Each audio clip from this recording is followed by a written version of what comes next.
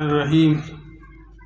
الحمدللہ والصلاة والسلام علی رسول اللہ وعلی آلہ وصحبہ ومن والاه اما بعد۔ صدر علی قدر حضرات علماء کرام اور ابناء ندوہ میوات، میں مبارکباد پیش کرتا ہوں آپ کو کہ آپ نے اتنی حسین اور اچھی بزم سجائی اور آسمان علم و تحقیق کے ماہ و انجم کو آپ نے جمع کیا۔ اس وقت 2-3 باتیں بہت ہی مختصراً پیش کرنی ہیں۔ جیسے کہ یہ سب کا احساس ہے کہ میوات ہندوستان کے نقشے سے کٹا ہوا ایک علاقہ معلوم ہوتا تھا۔ یہاں بہت سی نامور ہستیاں ہوئیں، علماء، اولیاء، صلحاء، خدام دین، دائی پیدا ہوئے، لیکن ان سب کے تذکروں کو جس طرح جمع کرنا اور پیش کرنا چاہیے تھا وہ کام نہیں ہوا، یا بہت تاخیر سے ہوا، یا تشنہ ہوا۔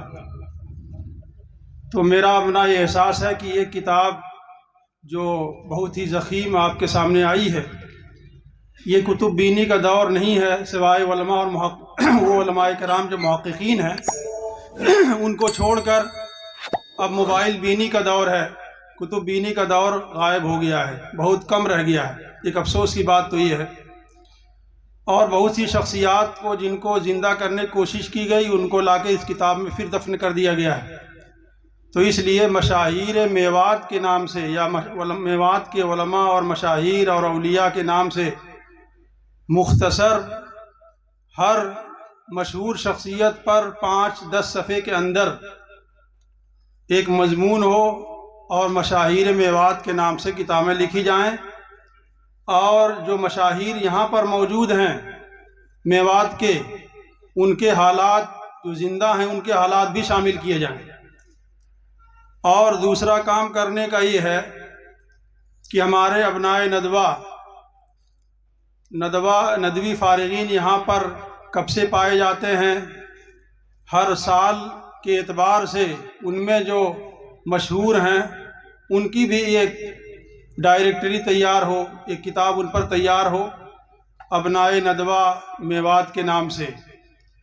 اور آئندہ اجلاس میں اس کو پیش کیا جاتا رہے۔ اور آپ کا ابناء ندوہ کا اجتماع ہر سال ایک بار ہو، تاکہ آپ ایک ساتھ بیٹھیں، دوسروں کے ساتھ تبادلہ خیال کریں، ان کی سرگرمیوں سے واقف ہوں، اور واقفیت حاصل کرنے کے بعد ان کی صلاحیتوں سے آپ فائدہ اٹھائیں۔ اور آپ کا مستقل ایک فنڈ ہو جس کے تحت آپ تحقیقی کتابوں کی اشاعت ہے، رفاہی اور سماجی کام ہے، اس کو بھی آپ انجام دیں۔ ایک بات اور ہے جو ابناء ندوہ میوات سے کہنی ہے، کہ جو لوگ مدارس سے وابستہ ہیں، پڑھنے پڑھانے سے ان کا رشتہ ہے تو ٹھیک ہے، لیکن ہمارے جو ندوی فضلاء زندگی کے دوسرے میدانوں میں ہیں، وہ اپنے لیے علمی ربط پیدا کرنے یا علم سے مربوط ہونے کے لیے یا تو جمعے کی کہیں پر تقریر اور خطابت کی ذمہ داری لے لیں، کہیں پر درس قرآن کی ذمہ داری لے لیں، اور یا خود سے اپنے آپ کو اس کا پابند بنائیں کہ ہم کو یومیہ ترتیب کے ساتھ اتنے صفحات کا مطالعہ کرنا ہے،